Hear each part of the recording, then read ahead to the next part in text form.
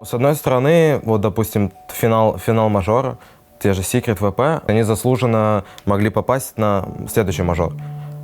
Если смотреть с их стороны, то им, вот, я уверен, неприятно возвращаться с мажора, с финала сразу же играть в квалификации через пару дней. То есть для людей, ну, у них нет времени на отдых, и, ну, типа, это плохо. Ну, вообще, наверное, топ-1, топ-2, возможно, не топ-4, топ-1, топ-2, возможно, надо инвайтить напрямую. Так было бы логично, наверное.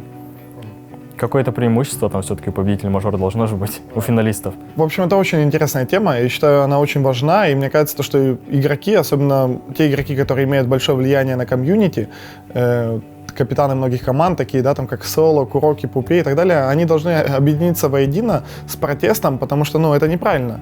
То, что ребята играют мажор, выкладываются на максимум, у них как бы моральная, физическая усталость, люди болели по ходу турнира, и у них даже нет времени приехать домой, восстановить свои силы.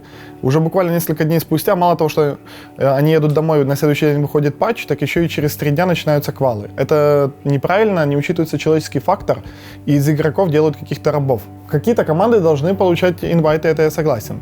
То есть, знаешь, возможно, топ-4 мажора, чтобы получили инвайт на следующий, какая-то логика есть. Больше 4 я не вижу, как раньше, знаешь, было, когда 8 команд инвайтили, это было неправильно, но 4 команды, топ-4 по итогам мажора, это вполне как бы адекватно. Плюс сместить эти даты, хотя бы, чтобы был больше промежуток, хотя бы, там, не знаю, 2 недели после мажора до начала отборочных, либо 1,5 недели, но не 3 дня. Это просто неправильно. Организаторы делают как хотят, Valve пофиг. Хотя игроки, это, ну, на игроках как бы все и держится. Ну, цензура, наверное, всегда нужна, определенная, но слишком зацензурили вообще все. Весь Twitch, любое там, ну, мне кажется, сейчас правила довольно-таки жесткие. Это не имеет смысла. Цензура, ну, это бред полный, там, тоже людей банят за то, что они назвали там это слово на «п», хотя, ну, что в этом такого, это простые слова, ну, не знаю, я как-то к этому, как-то против цензуры, не знаю. В первую очередь, это развлекательный портал, и большинство людей туда заходят посмотреть, поднять себе настроение. То, что банят за слово, это не совсем правильно, то есть, потому что очень важно, в каком контексте это сказано. Сейчас такое впечатление, что ну, просто цепляются, где-то проскочило какое-то матерное слово, хотя этот человек, ну, даже там просто где-то, ну, какая-то его реакция там в игре или еще что-то там. Да даже в обычной жизни много людей, вот часто такое бывает, ну, я за собой могу сказать, что, ну, иногда это как бы может проскочить. И так же самое на трансляции. Неправильно то, что людей банят. То есть должны быть какие-то определенные критерии, за которые человек получает бан, но не за то, что он употребил одно слово какое-то там на стриме. Это неправильно. Безусловно, они или должны спрашивать, или просто анализировать, потому что они аналитики, и на стриме то, что скажет аналитик, то есть, так сказать, мнение станет правильным. Но, по сути, если они не разбираются, то они, соответственно, дают ложное мнение. И люди неправильно начинают мыслить и думать. Поэтому, если они хотят разбираться, то они должны или спрашивать, или не говорить о тех вещах, которые не знают. В некоторых моментах, конечно, они должны как-то фильтровать это. Если они не уверены на 100%, то они не должны говорить, там, то, что этот игрок все, он там плохой айтем купил, там все, он лох, там, такого не должно быть, не знаю. Ну, вот эту тему, которую поднимал Ларзик, я тоже интервью как бы там смотрел, в целом, в чем-то я согласен, то, что иногда это, ну, как просто, знаешь, как такое ощущение, что просто какая-то попытка задеть профессиональных игроков, по большей степени связано с тем, что комментаторы не настолько хорошо понимают игру, как те же аналитики, либо профессиональные игроки. И поэтому вот высказывание такого как бы мнения, это зачастую очень субъективно, но много людей смотрит, люди, которые тоже не очень хорошо разбираются в доте, и они под влиянием мнения комментаторов как бы тоже начинают так думать. Мне кажется, особо нет. Спустя неделю-две уже все понимают, чем играть. Первая неделя, возможно, сложная, там какие-то новые герои, кто что придумает, а потом, в принципе, легко адаптироваться. Честно, мне патч очень понравился, я очень доволен был патчем. Много изменений, вот как раз уже у сильных метовых героев, то есть, а глобально как-то дота не поменялась. В целом, то, что мы видели на мажоре, сейчас дота будет такая же. То есть, возможно, мы просто увидим каких-то новых персонажей, которые станут более популярными. То есть, вот на 4, на 5, возможно, на 3 какие-то герои там еще появятся.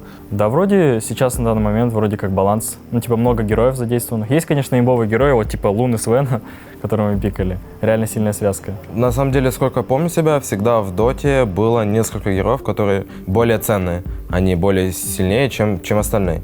Ну, так всегда было, сколько я себя помню, столько лет было такое. Поэтому в целом сейчас баланс присутствует. Поэтому, в принципе, нормально все. Просто драфты надо делать. Были однозначно имбалансные герои, которых в прошлом патче сильно порезали. Ну, Висп, да, вот Я этот момент, я в Твиттере тоже писал, у меня с этого подгорало. Ну, вот какая логика вообще у людей может быть, чем можно опираться, от чего отталкиваться, если Висп и так был сильным героем, постоянно в бане.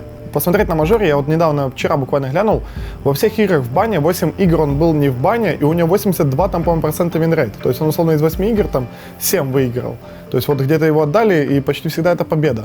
И то есть, и он в пабе тоже был достаточно сильным. На нем не так много людей прям очень хорошо умеет играть, но в пабе он очень силен был. И из него сделали просто какую-то имбу нереальную, но больше связано с оверчарджем, наверное, то, что его очень сильно подняли, там атак спид в 2 раза увеличился на 4-м левеле, чем раньше.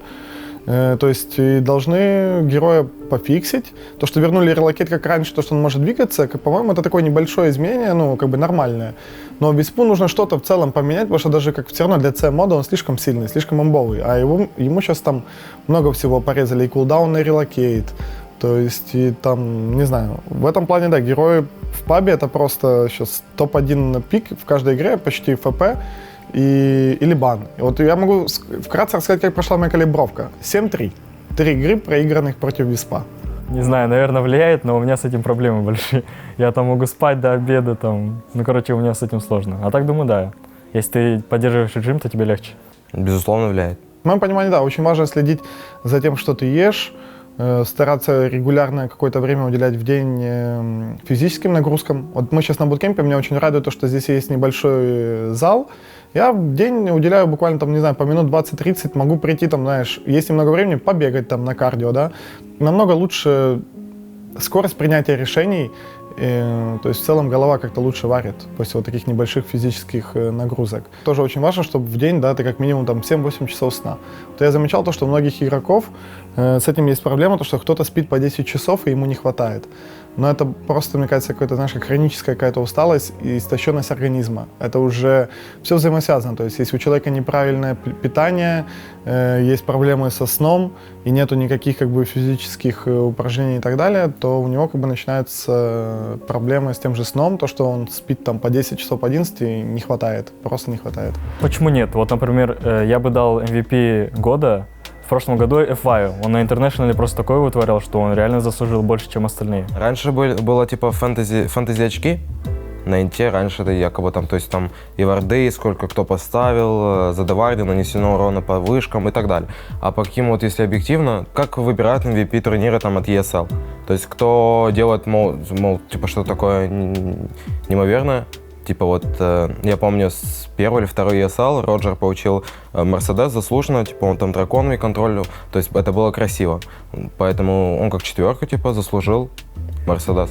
Поэтому я думаю, можно, если что-то там игрок сделать зрелищное, то ему могут спокойно дать MVP, наверное, по такой же концепции можно и сделать премию. Жаль то, что нету, конечно, в Доте таких ребят, которые есть в КСе. Вот HLTV.org очень классный сайт, очень классно ведут рейтинг, вот эти награды, это все очень интересно. Я сам лично слежу за КСом, вот эти каждый год топ-20, это очень круто. Как это можно было бы сделать похоже в Доте? Да, в Доте сложнее по статистике это сделать, как в Counter-Strike, но можно другие критерии использовать. Во-первых, для начала сделать на всех турнирах обязательным определение MVP, да? То есть MVP может стать каждым, может стать 4, может стать керри-игрок.